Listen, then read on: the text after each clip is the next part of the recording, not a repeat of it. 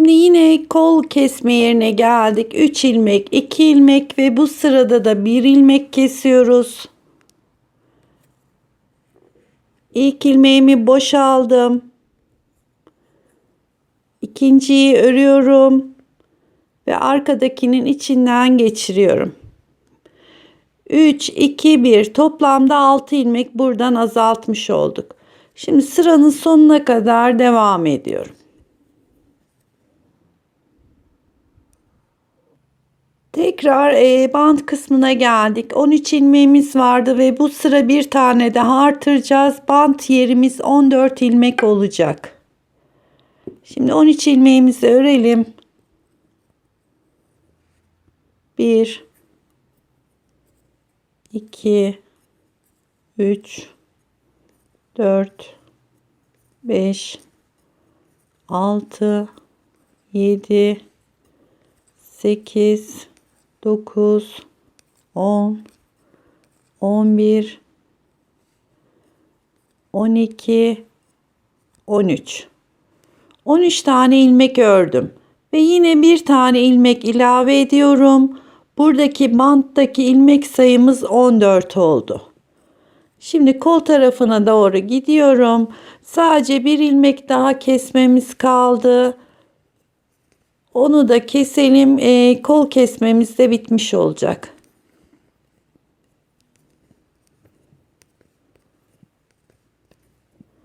Şu anda bant tarafında 14 ilmeğimiz oldu. Artırmalara ben böyle manto yakası gibi yapacağım arkadaşlar. Büyükçe bir yaka istiyorum. Yani biraz normalden büyük olacak. İsterseniz hiç artırma yapmadan direkt daha sonra ilmek keseceğiz. Öyle yaparak da normal bir yaka yapabilirsiniz. Şimdi sonuna kadar geldim. Ve burada bir ilmek daha kesiyorum.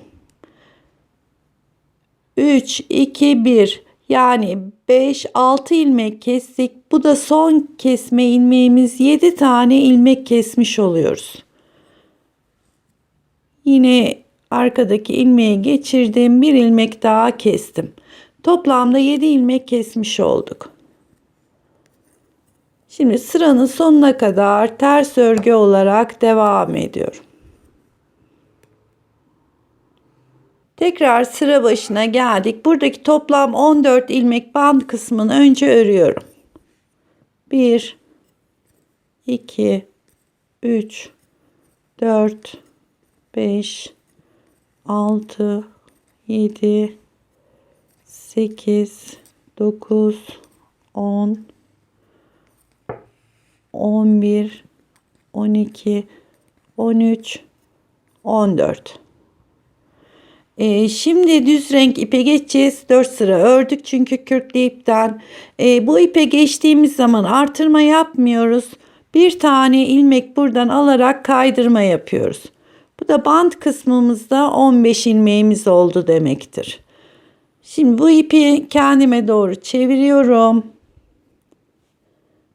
Ve şunları da şöyle bir yer değiştirip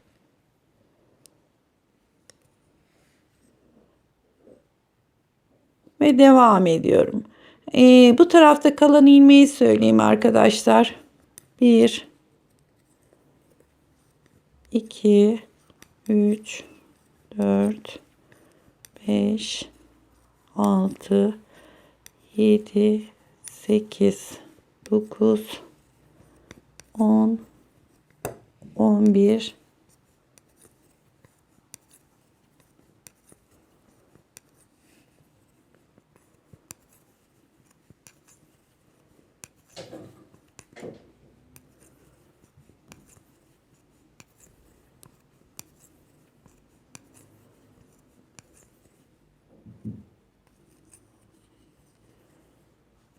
26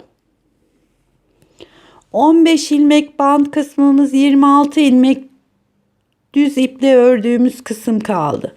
Şimdi buradaki 26 ilmeği düz olarak örelim. Kürklü ipimizi de ters olarak örelim.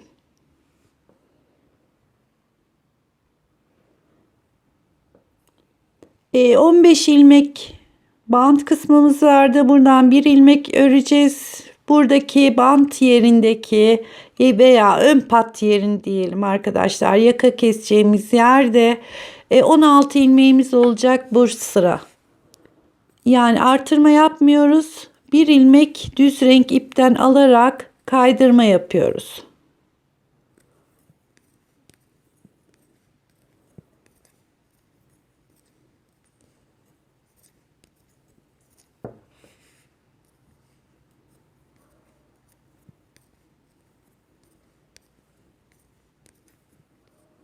...15 ilmek ördüm.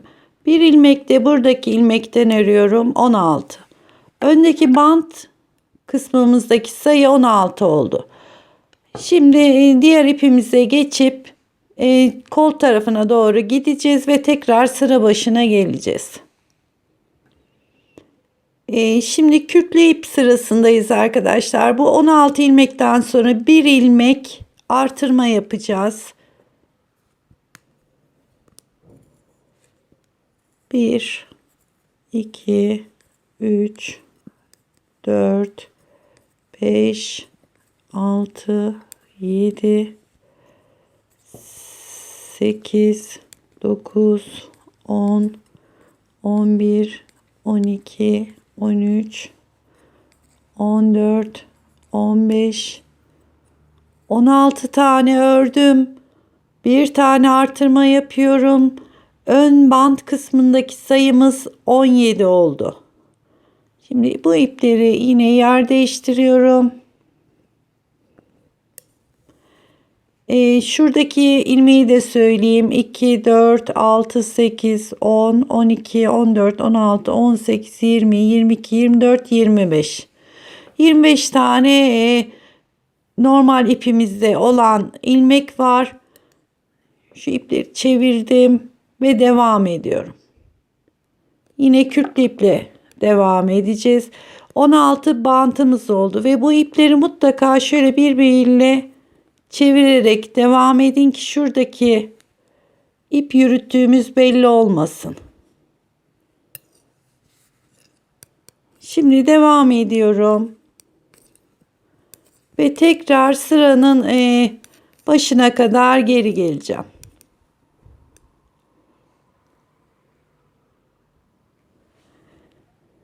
Tekrar sıra başına geldik. 17 olan ilmek sayımız, bu sıra bir ilmek daha ilave edeceğiz ve son artışımız olacak. Yani toplamda bakın şu ilk sırada 2 ilmek artırdık. 2 ilmek bu kürk sırasında, 2 ilmek de bu. 6 ilmek ilave etmiş olduk.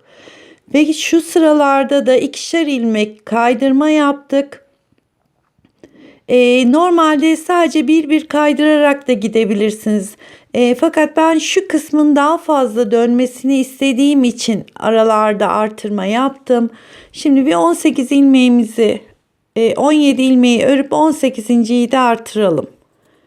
2 3 4 5 6 7 8 9 10 11 12 13 14 15 16 17 ve bir tane ilave ediyorum, 18. Toplamda bant kısmımızdaki sayı 18 oldu. Bakın şöyle bütün sayıları tek tek söylemeye çalışıyorum arkadaşlar. Yani eminim çok fazla net görünmüyor. Onun için tek tek fazla sayı söylemiş gibi oldum ama hepsini tek tek söylemeye çalışıyorum.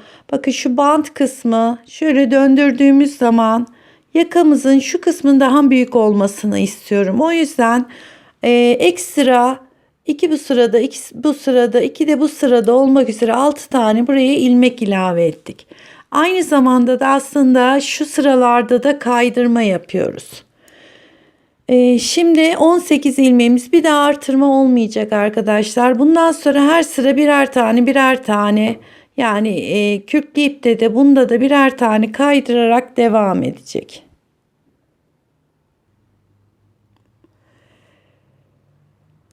Şimdi şu düz yerde kol kesmeye başlamıştık. Birinci düzümüz, ikinci ve 3 tane düz örgü var arada.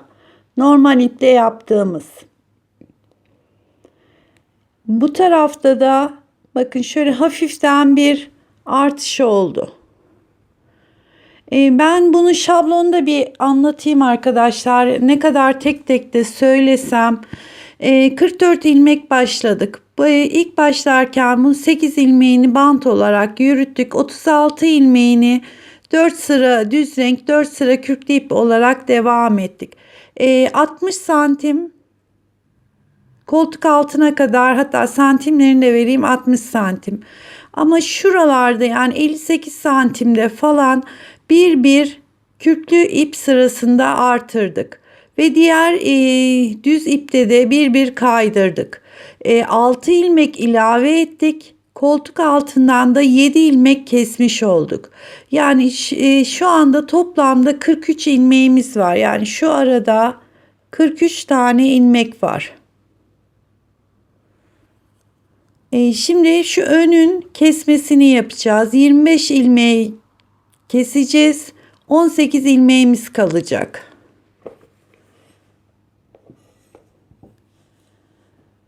Dediğim gibi 1, 2, 3 tane düz ip sırası ördükten sonra kürklü ipin sırasında kesme yapıyoruz.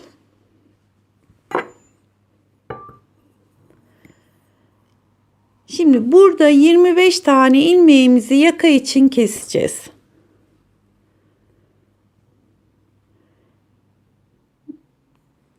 İlk ilmeğimi boşaldım. İkinciyi örüyorum ve içinden geçiriyorum. 1 2 3 4 5 Biraz da rahat kesiyorum arkadaşlar. Çok sıkı değil. 6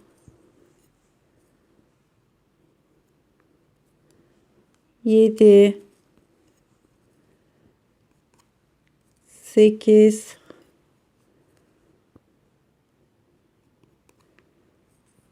9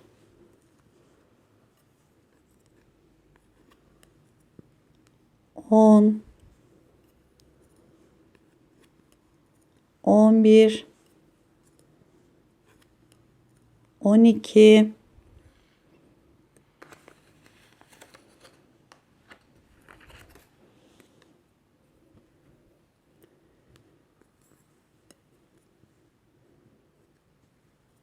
13 14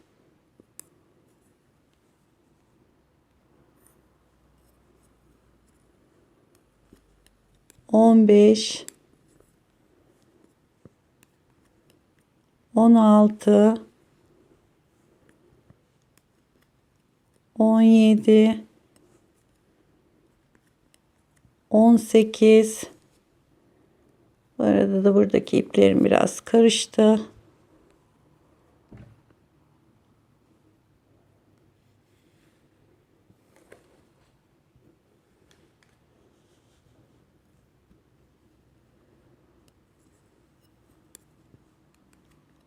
19 20 21 22 Bu arada da şu ipimizi de yürütelim arkadaşlar. Çünkü bununla daha sonra öreceğiz. Yani onu da alıyorum ki keserken şu tarafa doğru yürüsün.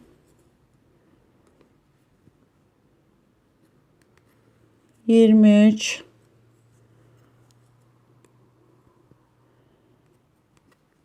24, 25.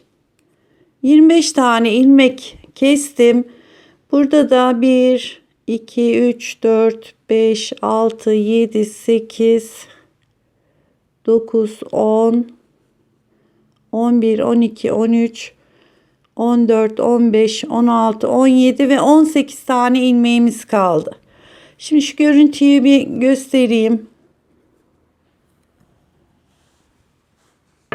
Hırkamızın ön tarafı burası. Bakın şu yakamız şöyle şu şekilde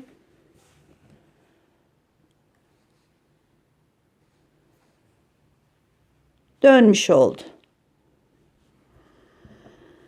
Şimdi yine 4 sıra düz renk iple 4 sıra kürklü ipimizle şu kol boyumuz olana kadar bu şekilde devam edeceğiz. Yani şimdi sırada düz renk ipimiz var. Hatta ilk sırayı beraber gidelim. Hemen ilk ilmeği de örerek başlıyorum. 2 3 4 5 6 7 8 9 10 11 12 13 14 15 16 17 ve 18. Evet, sanırım 2 tane daha düz yapsak kol boyumuz olacaktır.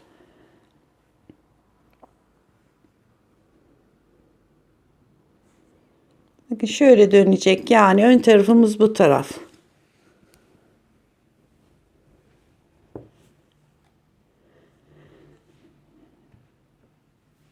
Evet, sayılarla çok fazla sizi boğduğumu farkındayım arkadaşlar, ama dediğim gibi, yani çünkü daha sonra bana çok eleştiri gelecektir. Niye o iple yaptınız, görünmüyor ilmekler diye. Onun için tek tek sayıları söyleyerek devam ettim. Bu konusunda elimden geldiğince böyle anlatmaya çalışıyorum. Umarım anlaşılmıştır. Yani sonuçta şurada 18 tane ilmeğimiz kaldı. Şu yakamızın geniş olması için ben 6 tane ilmek ilavesi ettim. Ama siz daha küçük bir yaka istiyorsanız mesela hiç ilmek ilave etmeyin. Tek tek her sıra birer tane kaydırarak yakanızı yapabilirsiniz. Şimdi bu kol boyunu yapalım. Diğer önünde başlamasını, ipi ne yönden başlayacağınızı göstereceğim.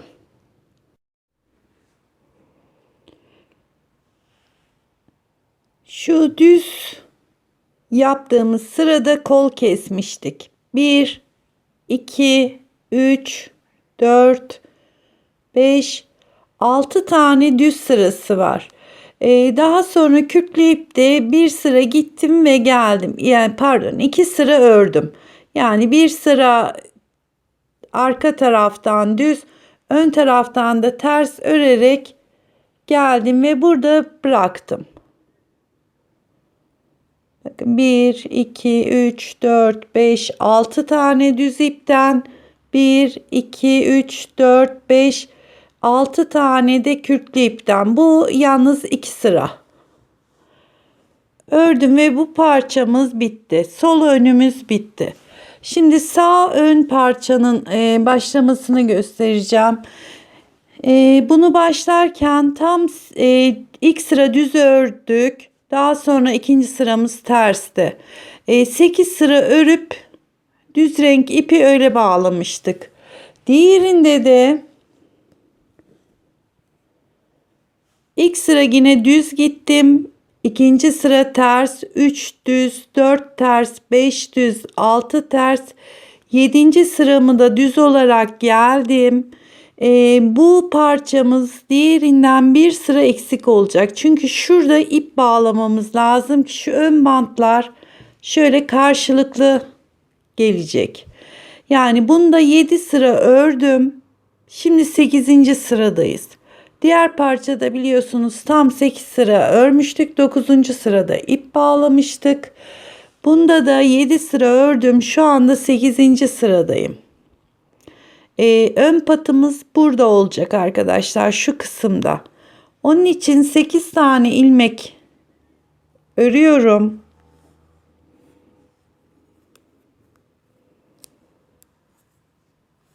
1, ilk ilmeği boşa aldım. 2,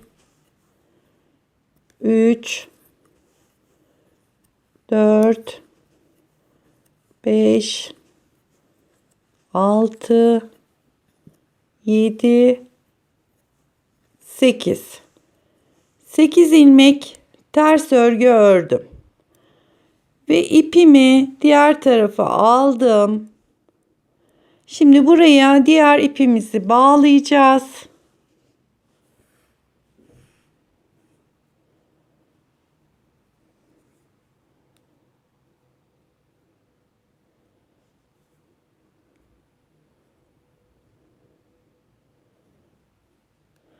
Hırkamızın kürklü iple ters olan tarafı ön yüzümüzdü. Onun için bu bağladığımız düz renk ipimizi, pardon arkadaşlar, ilmeğim çıktı.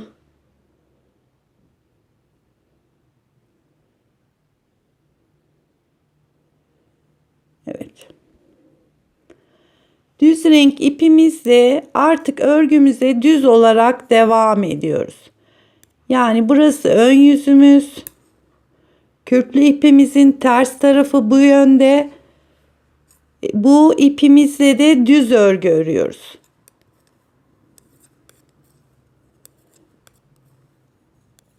Ve bu şekilde devam edeceğiz.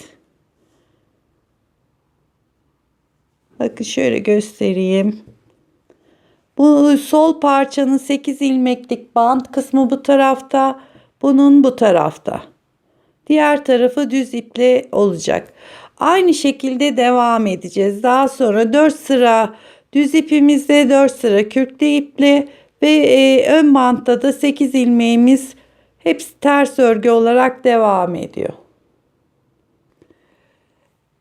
Şimdi ben diğer sağ öne ilik açacağım ama 2 tane açacağım.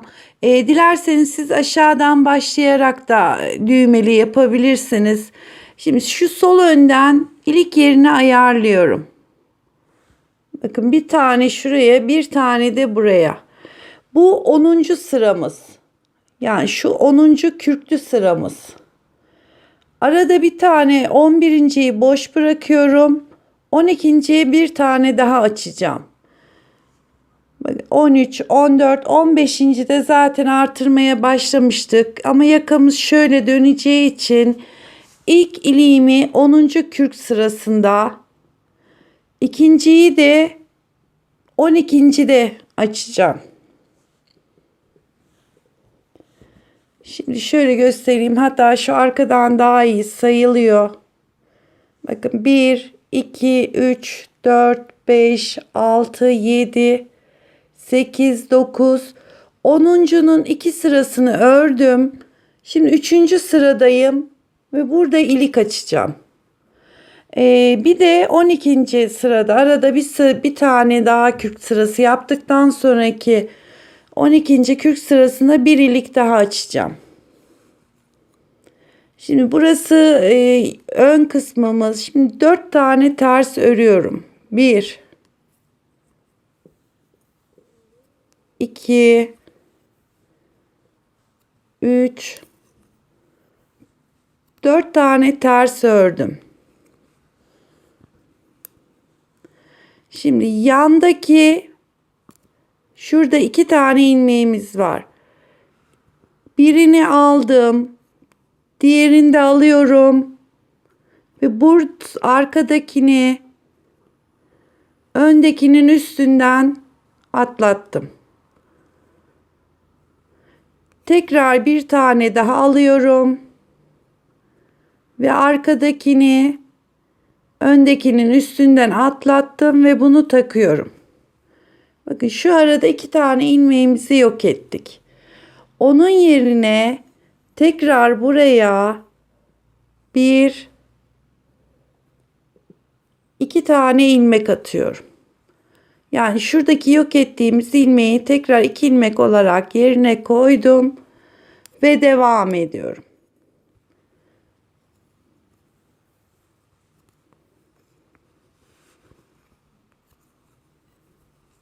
Ve ters örgü yapıyorum. Sıranın sonuna kadar gidiyorum ve düz olarak da geri geliyorum.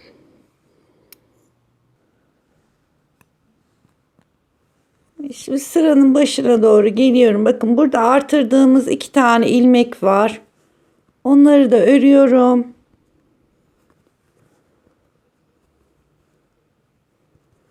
Yine buradaki bant kısmımızdaki sayı 8 oldu.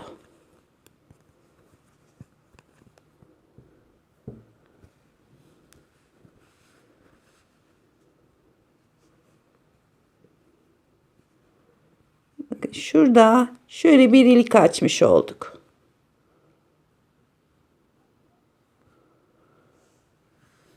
Şimdi 10. sıramız bitti. Tekrar düz ipe geçiyoruz. 11. kürk sırasını örüyoruz. Tekrar düz ipi örüp 13. kürk sırasında yine bir ilik daha açıyorum. Daha sonra aynı diğer önde yaptığımız gibi. Bakın şurada da bir ilik açacağız. Burası 12. sıramız. 13, 14, 15'te hem artırmaya başlayacağız. Bu sefer buradan 8 ilmek örüp bir tane artıracağız.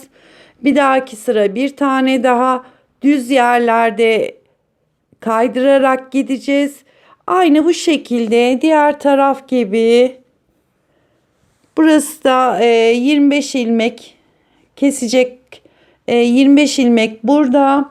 Omzumuzda da 18 ilmeğimiz var. Böyle katladığımız zaman şu şekilde duracak. Yani bu tarafta ne yaptıysak aynı işlemi burada da tekrar edeceğiz. Kol kesmeyi de unutmayalım arkadaşlar. 16'ya şu düze başlarken kol kesmeye başlamıştık. Aynı şekilde bu tarafı da öreceğiz ve arkayla birleştirmesini yapacağız.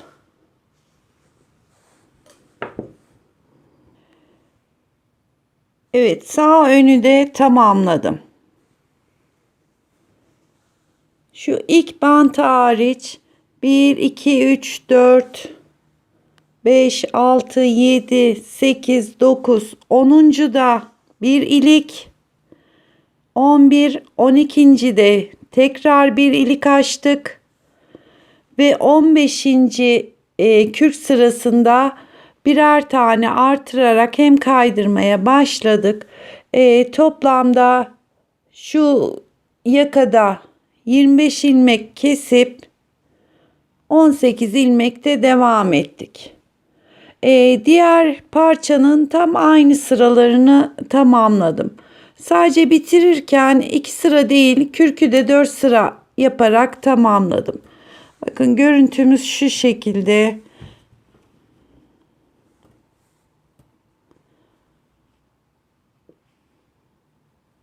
Şimdi bu parçalarımız hazır. Arkayı ekleyebilmek için arkadaşlar bakın sol parçanın şişi şöyle yakaya doğru uç kısmı. Buradaki parçanın da bitimi şiş ucu buraya geldi 4 sıra yapınca. Şimdi ben bunu şiş ucunun bu yöne bakması lazım. Örmeden buradaki ilmeklerimi direkt geçiriyorum.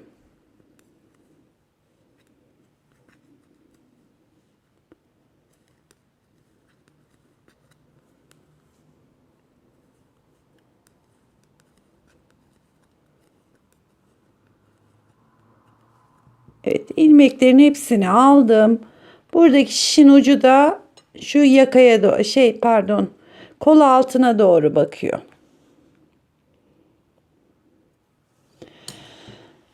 Şimdi arka için ben arkamı ördüm, tamamladım. Çünkü arka düz olarak devam ediyor. Bakın şu şekilde. Yine 8 sıra bant kısmını ördükten sonra 4 4 4 olarak düz ipin düz yönü burada, kürkün ters yönü burada. Bu şekilde yine 60 santim olana kadar devam ettim. 3, 2, 1, 1 kestim ve aynı hizaya geldim.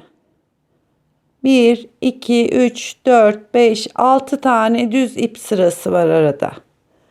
Şimdi bu yönü böyle. Şimdi şablonda tekrar sayıyla beraber söyleyeyim.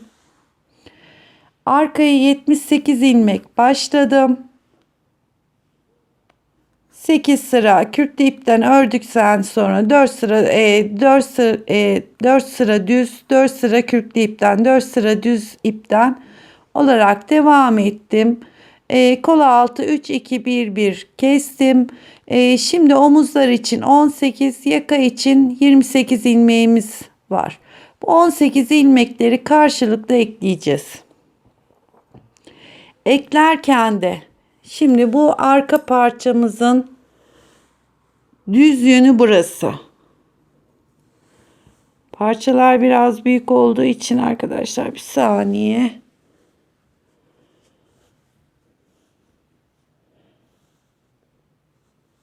Buradaki parçamız bakın düz yönü koltuk altı. Koltuk altı birbirine bakacak şekilde yani düz yönünü içeri getiriyorum.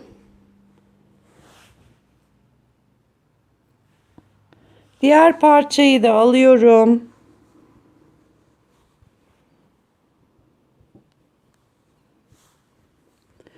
Bunun da düz yönü içeri bakacak şekilde koyuyorum. Yani şu anda dışarıda duran taraflar ters yönleri.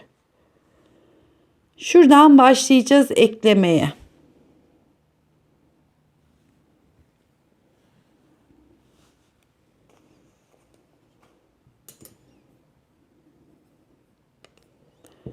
Şu ipimi de bir ayarlayayım.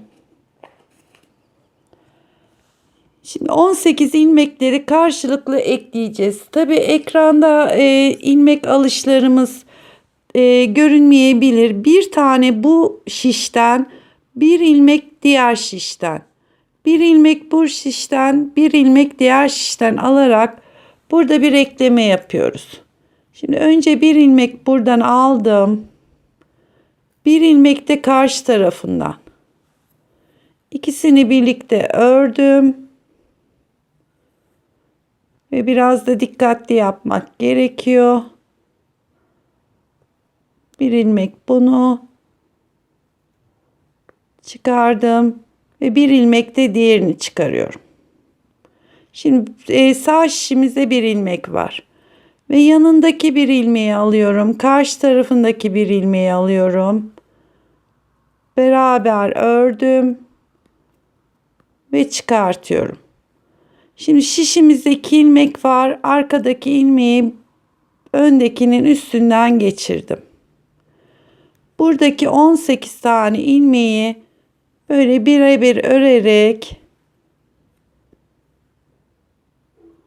ve arkadaki ilmekten geçiriyorum.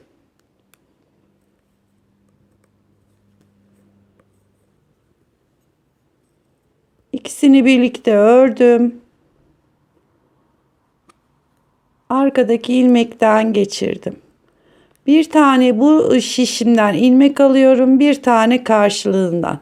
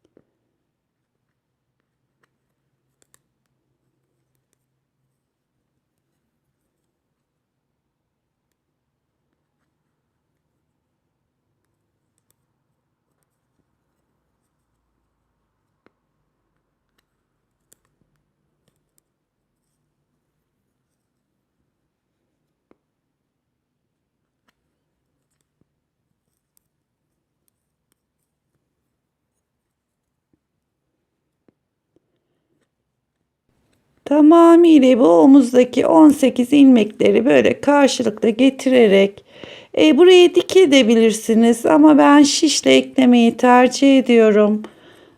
Çünkü çevireceğiz, bakacağız, hiç dikiş yerimiz belli olmayacak.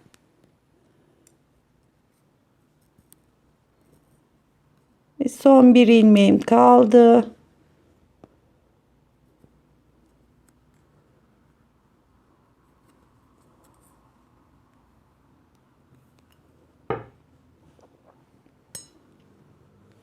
Şu ipimi biraz çekeyim.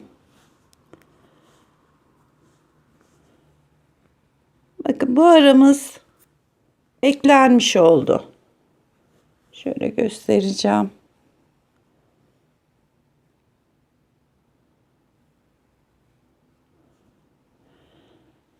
Şimdi arada yaka için diğer omuzda 18 ilmeğimiz kalacak. Yaka için aradaki 28 ilmeği normal olarak keseceğiz. Şurada bir ilmeğimiz vardı. Onu takıyorum geri.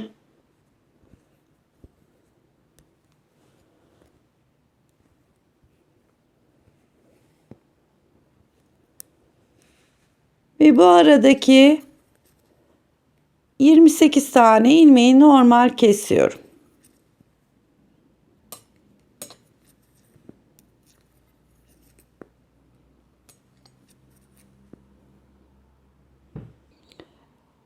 Evet, arada yaka ense kısmını kestim.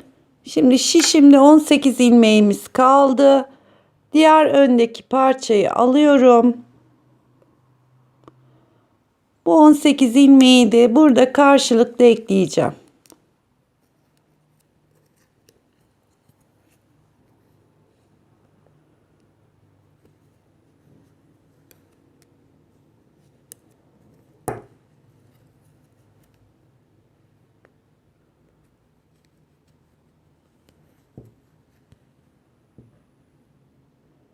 Bütün ilmekleri böyle karşılıklı birbirini birlikte alarak tamamlayalım.